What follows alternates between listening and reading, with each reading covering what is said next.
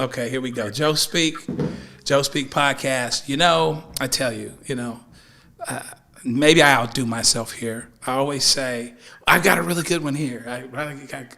But this is like talking to a member of my family. I mean, really, this is what this one's going to be like, and it's great for that reason.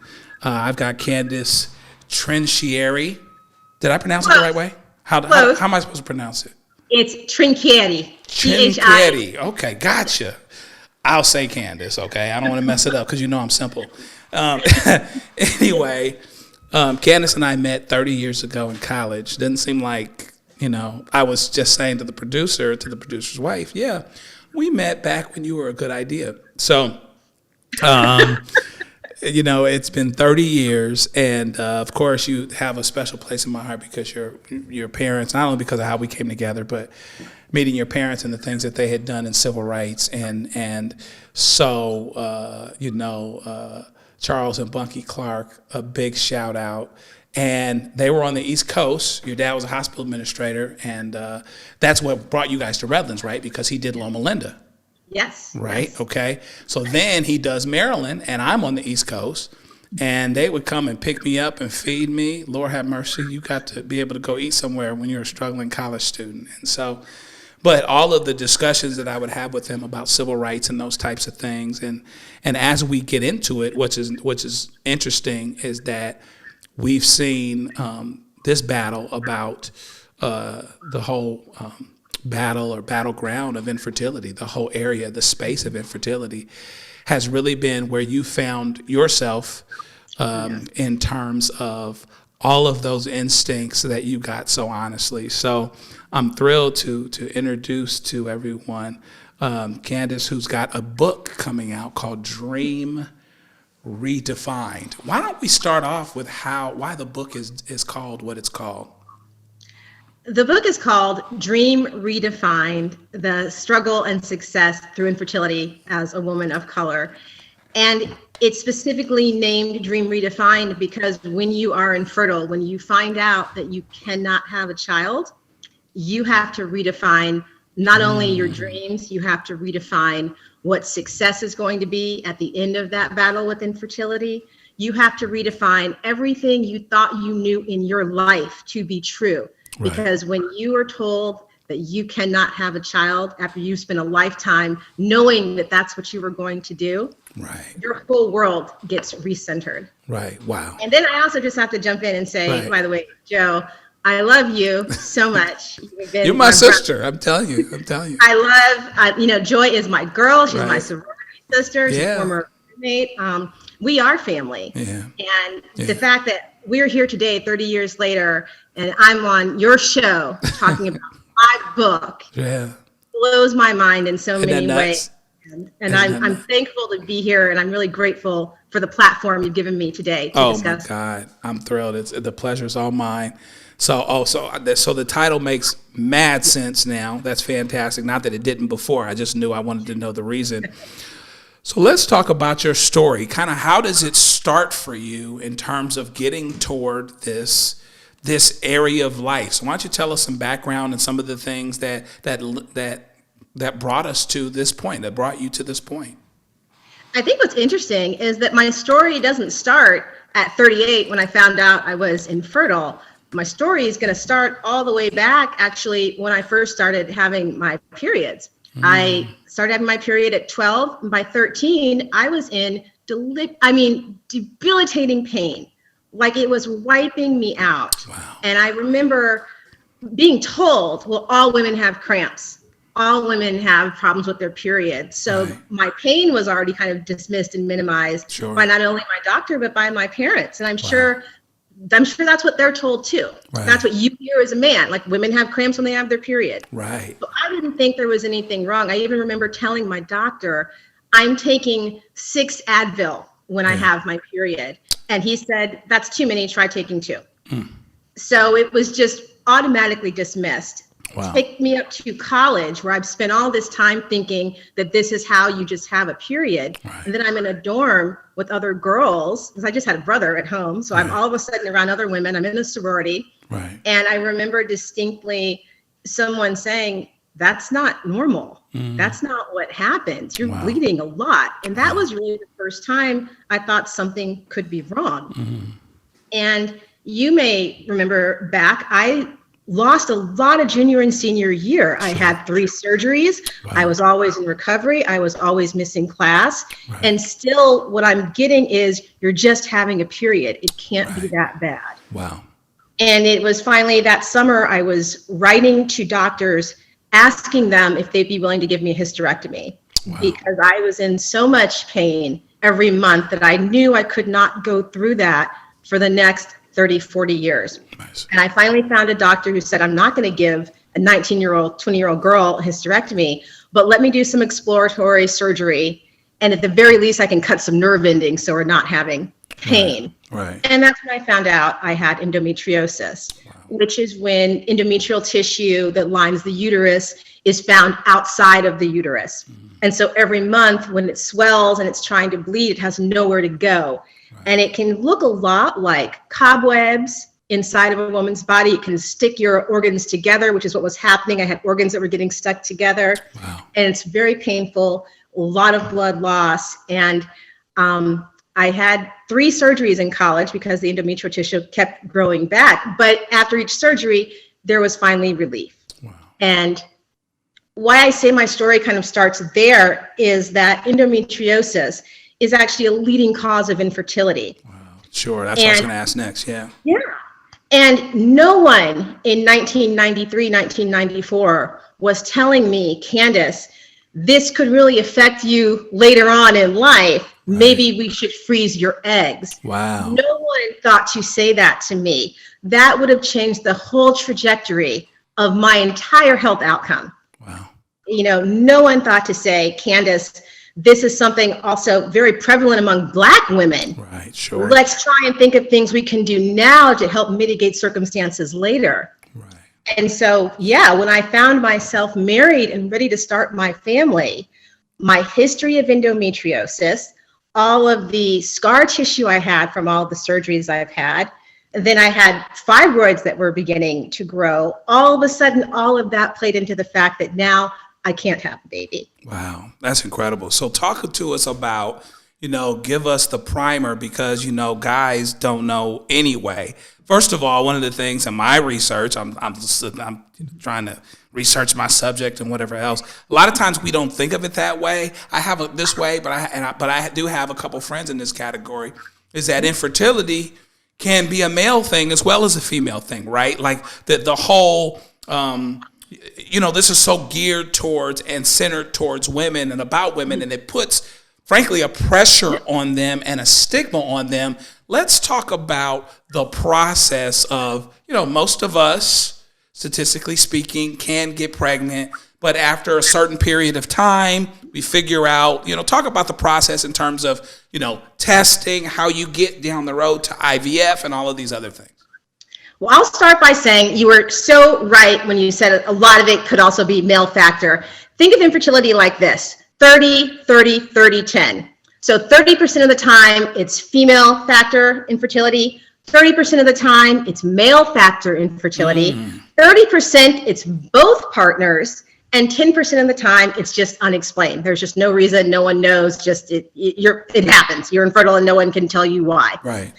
And what's also interesting is we're not talking about a small number of couples or people. We're talking about 1 in 8 couples in the United States alone. So that's almost 7 million. 7 million people are infertile. Wow. In California, close to 1 million people are infertile. Wow.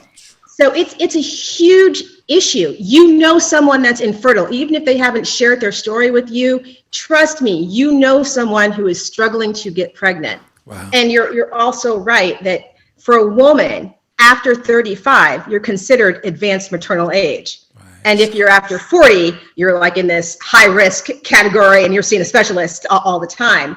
But basically what happens to get a diagnosis of infertility, you have to be, if you're under 35, trying actively to get pregnant for at least a year and nothing's happened, then you are diagnosed as infertile. If you're over 35, you have to be trying for 6 months before you're diagnosed. Gotcha. But if you have one of these underlying conditions I spoke about before, endometriosis, fibroids, polyps, PCOS, something that has to do with your ovaries.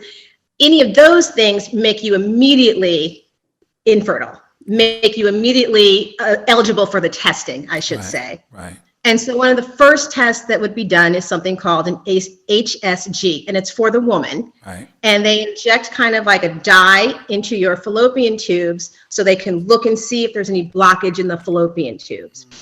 And then what happens if you have blocked tubes?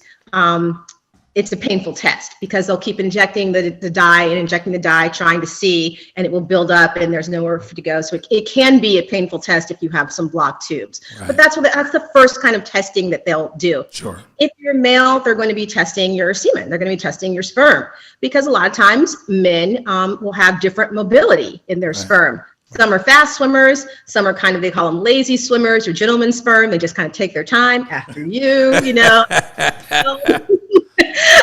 This is so funny. I'm kind of like giggling to myself talking about this. I'm so immature. My God. No, it's not. It's funny because no one ever talks about it. But it's very common. And the thing when you're dealing with male factor infertility, what's so hard about that is there's such a culture of toxic masculinity that's somehow incorrectly tied in to fertility and virility when they have nothing to do with one another. Right.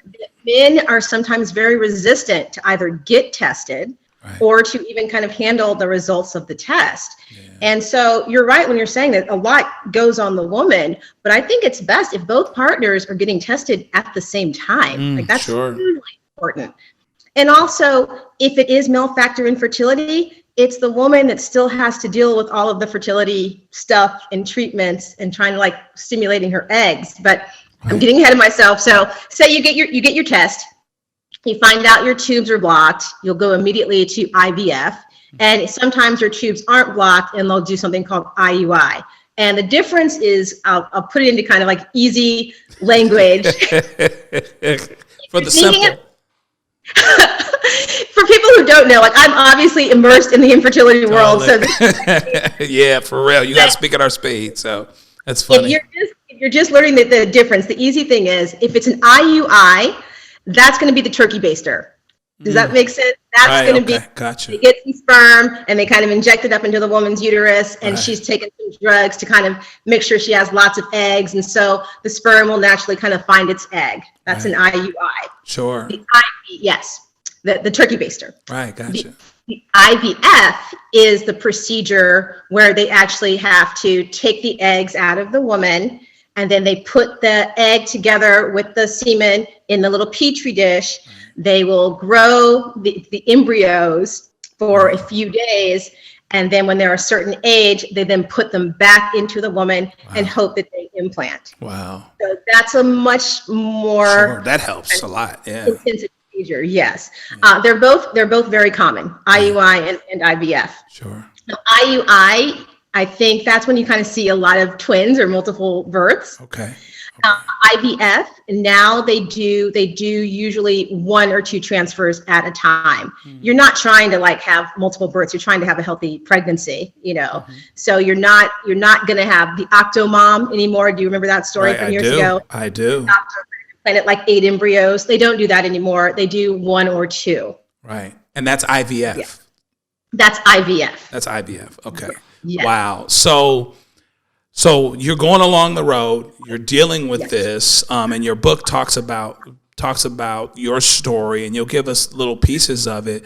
But what's amazing to me, which I want you to talk about, is that you found this figurative gaping hole as it pertains to women of color in this space. So we're all advanced, we're doing all these incredible, amazing things, but from the data that, first of all, lets you know that women of color, particularly black women, had more of a problem in this area, but it's almost like the issue is shaped with the white women as the object, right? As the object of the research, as the object of the resources, as the object of the societal sympathy and all of these other things. Talk about what your research let you know that in terms of this actually being an equity issue. Yeah. I think what's so interesting is for women of color, you're not necessarily surprised to see health disparities, because I mean, let's be honest, that's your lived experience. Right. Sure. If you are a woman of color, if you're a person of color, you have experienced some kind of health disparity along the way in your life. So it's not surprising to know that it's existing. Right. I think what is so hard, or what was so heartbreaking to understand, is how those medical disparities were really affecting women of color. Mm-hmm. We know, it is now well known that like Black women in the United States have the highest maternal death rates in this country for Black women are twice that of white women. Mm-hmm. Black women are literally dying in childbirth. Right. It is a crisis. Kamala Harris has talked about this. Right. This is a crisis. Right. And the reason that is such a problem, and the reason that this is really, I'm getting kind of emotional. No, it's okay. It's okay. It's okay. And I think back to Serena Williams. I wrote about this in my book, that she had kind of a life-altering situation when she gave birth to her daughter. Right, sure. She prone to blood clots. She told the nurses and the doctors that she thought she had a blood clot. She was ignored. It took her like 2 days, and she was close to dying from blood clots because no one was listening to her. Right. That was Serena Williams. The reason that she did not die is because she's Serena Williams. Right. Yeah. Because there are other Black women, and I name them in my book. I say their names. They died because they didn't have that privilege. Right. They were just Black women saying that there's a problem, right, and no one listened, right, and they died. And there's no reason for it. These are preventable deaths. Right. No one should be dying in this country from giving birth. Right, right. But they are, and it's a problem. Right. And what is so hard, I think, as a woman of color going through infertility, is there is the cultural trope that we just have babies. Right, sure. If you are Black, if you are Latinx, you don't have a problem. Right. You just have babies. That's what you do. We come from big families. Yeah, sure. My father is the oldest of 11. Right. You know, sure. There is a trope that I think we buy into as Black folks, right, ourselves. Right. And so if you find out you're infertile and you're a woman of color, you feel that shame, even though you shouldn't. Right. You feel that shame because you're like, why is it me when everyone around me is just fine? Right.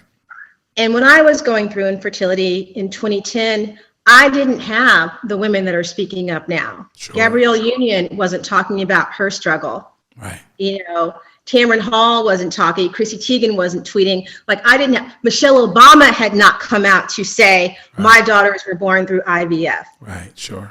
So I am the only person that looks like me, right, in my waiting room. Right. I am crazy. The only person I see in any doctor's appointment that I go to. Right. We ended up having to use an egg donor because we couldn't even get to my eggs. Right. And we went to an egg donor agency, and I am not joking. There were 4,000 white donors. I had 7 donors to choose from. Wow. And none of them matched me physically. Right. And I remember just saying to my husband, you know what? Now we're just at brown. I just need her brown. I don't care what iteration of brown. She just needs to be some kind of brown. Like that. Right. That's where I was. Yeah. Because I did not have any women that looked like me, right, to kind of give me the egg that I needed to have the child. Right. So the cultural stigma of being infertile hurts us not just socially. Yeah. It hurts us because medically, doctors are people. They, yeah, believe in these tropes too. Yeah. And I speak about that University of Virginia study where they were like asking young residents kind of like stereotypes that they believed. Half of them believed that Black people didn't feel pain the same way that white people believed. You know, if that's your belief as a doctor, that rolls over into how you treat me as a patient when I come in. No doubt about it. That if I tell you that I'm in pain, you don't hear that I'm in pain. Right.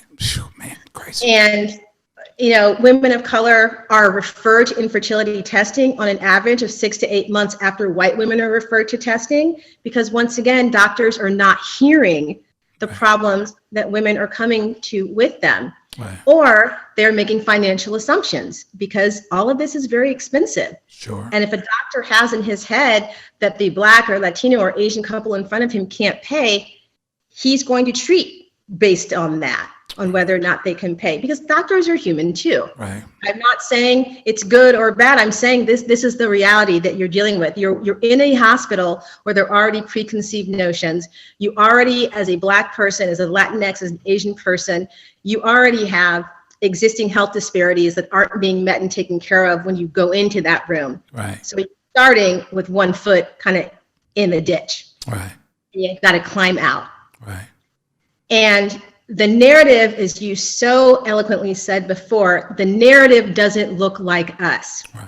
Google infertility right now, right. and tell me how many women of color you see in that Google search. Wow. The narrative is white, right. it is wealthy, and it's very heteronormative. Right. That's the narrative of infertility. The reality is women of color are twice as likely to be infertile. Right.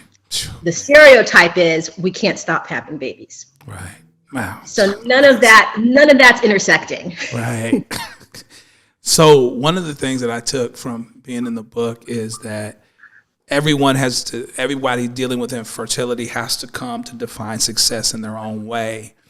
Talk to me about how your definition of success actually evolved, by necessity going on, and how you were able to cope with and resolve that. I will say the great thing about Dream Redefined is it's not just my story. Right, yeah, I did several interviews. Probably 80 interviews over Zoom and email and phone. And it's the story of a lot of women of color sharing their experiences from being diagnosed, through treatment, through miscarriage and loss, through birth, through maybe being like childless at the end of all of this. So it's not just my story. It is lots of stories and lots of voices intertwined. And it's specific to, like you're saying, how are we dealing with this as women of color? Because there is a whole social thing and a cultural thing. We don't air dirty laundry. We are told you keep it in. Don't let the white people hear you talking. Right. Keep it inside. And so now we are talking. And I'm recentering that narrative purposely. I'm putting us at the center of the narrative and making everyone else kind of go around us. And that's very specific. And I do have some white allies who have come in to share how to be a good ally to a woman of color, going through this. Sure. But this is a book that is centered on the experiences of women of color through infertility. And one of the biggest things to overcome is the cultural stigma. So how do we redefine that success? Because in the beginning, it was, I want to have a baby. Right. So success to me was, I'm going to do everything I can do to have a baby. I'm going to go through IVF 9 times. I'm going to give myself shots, 6 times a day. I am going to do, all these surgeries, like whatever I had to do to have a baby, that's what I was going to do. And then one day I woke up and it wasn't important to physically have the baby. I realized that what I really wanted to be was a mother. Right. And there's more than one way to make that happen. Yeah. And that's a shift. It's a powerful shift in thinking. Right. Like, I want to be a mother. How am I going to make that happen? That's the end goal for me. Yeah. And I'm lucky because I had a great partner who helped me see that. Yeah. And he said exactly that, because I was at the end of my rope. I'm like, I'm done with the test. I'm done with all of this. I'm tired of being poked and prodded. It's just you and me. Let's move to New York, get a studio. Let's just do this. And he's like, if that's what you want to do, I'm in, but that's what I've never heard you say. Right. You've always said you wanted to be a mother. Right. Let's do that. Right. And I think when you're going through infertility, you're always shifting what success is, because at first it's getting pregnant. Then if you're pregnant, it's let's have a healthy baby. And then, it's just, there are all these things that always shift in infertility. And I remember also thinking before it all started, if I can't get pregnant naturally, well, that's just it. I'm not going to try anything. And then all of a sudden we're doing IVF. Right. And then it was, I'm never going to do a donor egg. I have to use my own eggs. And then, I'm looking for an egg donor. Right. And so it always shifts. When we were done with IVF and I was just physically kind of done with all of that, and we said, well, maybe adoption is the road for us. Within 6 months, we had our son. Right. And it just felt like that was the way we were always supposed to become parents. Right. We just had to get there. Right. Just absolutely amazing, man. And then story. And then there are people where the resolution doesn't end with the child at all. And so how do you get to the point where you're no longer giving up, but you're just moving on? Right. Because there's a difference in those two things. And I spend a lot of time going into that difference. Right. You know, because we're also told as people of color that we don't give up. We fight for everything in our lives. Like we fight for our success. Right. So it's hard to know that it's not about giving up. It's about moving on and moving through it. Right. And finding resolution with where you are. Right. It may not be what you wanted or what you expected or what you thought, but it's where you are, and you've got to come to peace with that. Right. So speaking of fighting, you have become a warrior on this battlefield. You've actually testified in Congress. You have become my mic cut off too. Yeah, I mean, you are full on into this, and that what's so funny is that, you know, because of who your parents are, you certainly got that honest like crazy. But isn't it amazing? I always say, I have said more than once, that sometimes some of your greatest purpose is right next door to some of your greatest hurt. Mm-hmm. And I think that really happened with you. Talk to me about the battlegrounds, the specific battlegrounds and what you're trying to accomplish through your advocacy as it pertains to infertility issues. I became really involved with Resolve, which is the National Infertility Association, and they have Advocacy Day in Washington, D.C., where women from all 50 states and the U.S. territories converge on Washington, and we basically bust down the halls of Congress and Senate, and we have our meetings, and we make our demands for infertility coverage to be handled through insurance, for the adoption tax credit, because we want to make sure that people who are trying to adopt, that we make sure that it is as easy for them as it can possibly be. And through Resolve, I became Vice President of Policy and Education for Advocacy Day. So I was training all of us to go in and have these meetings. And I became kind of semi-famous because, and you will love this, I took it upon myself to Google not only my representative, but like all the California representatives. Right. And there are a lot of them, you know. Hey, for sure. I did that because I know that when you're up walking on the Hill, people are just walking the halls. Right. Oh, yeah. Nancy Pelosi's having lunch. Like, people are just walking through the halls. Sure. And they're politicians.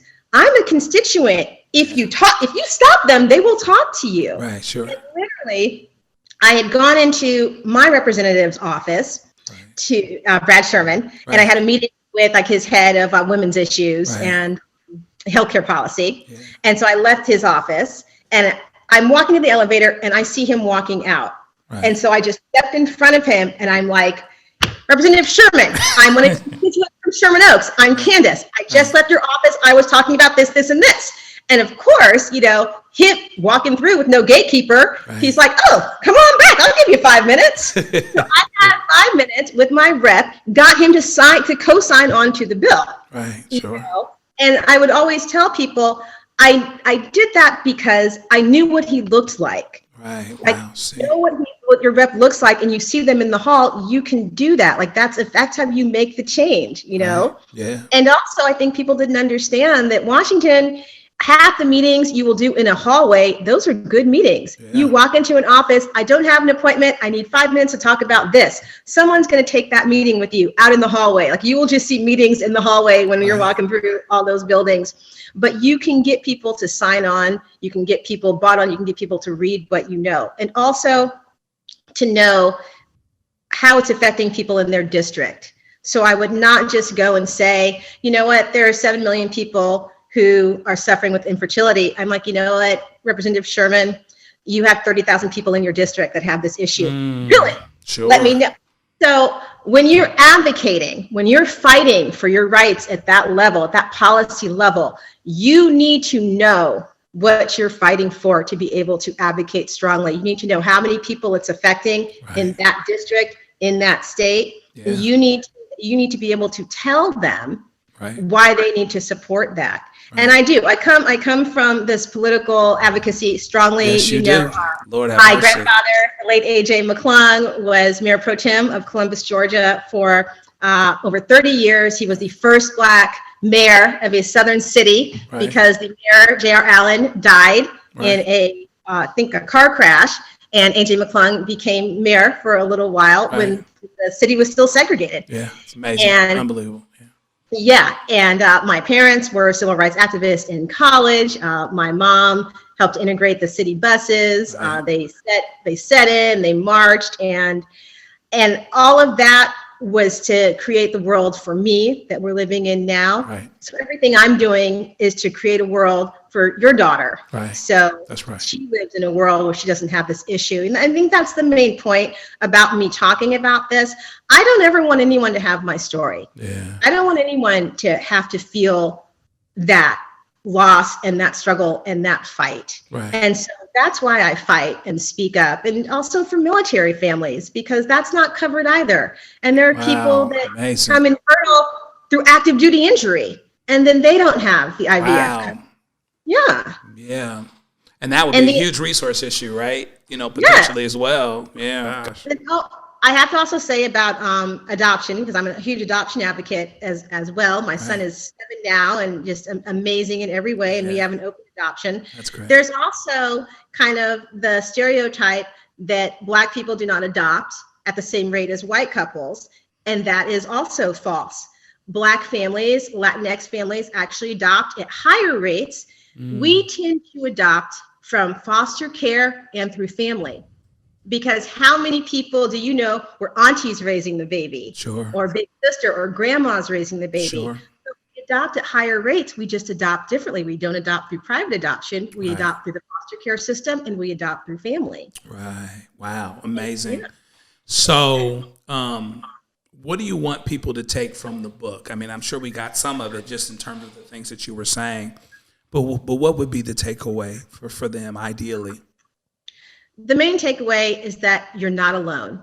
And I think that that's why I want to include all of these stories from people that maybe you have never heard from before. So I have stories from Asian women who also have a huge cultural stigma of not even speaking about infertility. Right. We have Latinx women represented. We have same-sex couples represented. We have Black women represented. So you're going to be hearing from people you don't normally hear from. And the connective tissue is that it's all just slightly different versions of the same story. Right. If you're going through infertility and you're not Black or you're not a woman of color, you're still going to see yourself in these stories because the experiences are going to be familiar with you. So I want you to take away that you're not alone.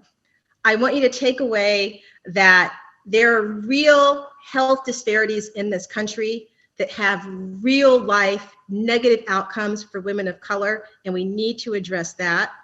And I just want to normalize the conversations we have around women's health and also pregnancy loss, because that's also very common.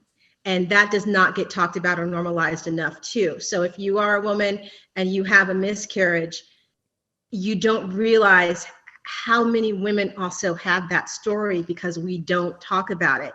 And because we don't talk about it, we are not prepared to deal with the trauma of it.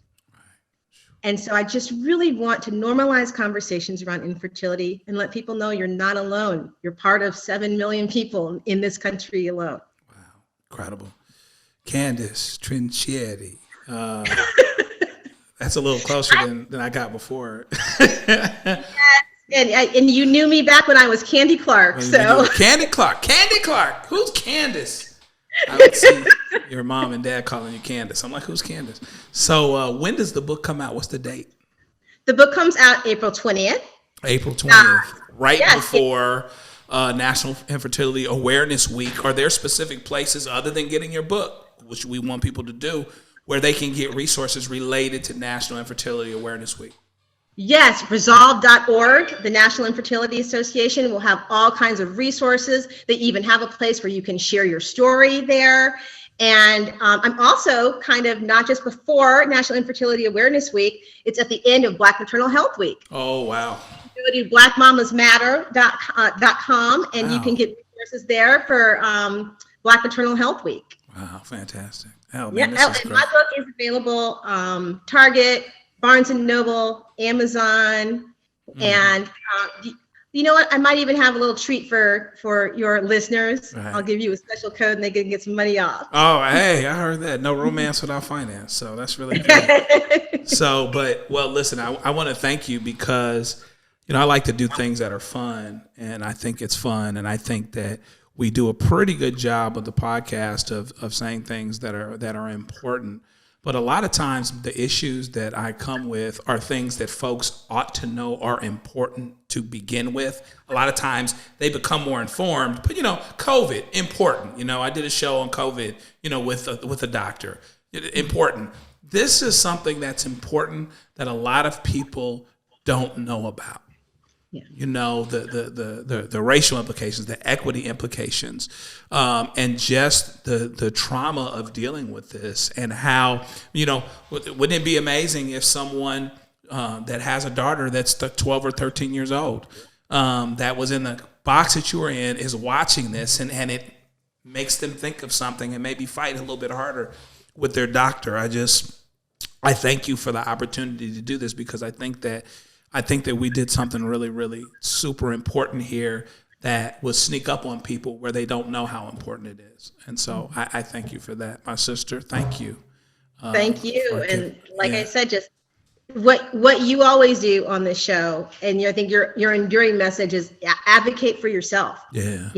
Become a master of advocating and speaking up for yourself, because when you do that, you are speaking up for others, because other people have your experience. So that's my takeaway from all of your shows. Advocate for yourself. Fantastic. I love that.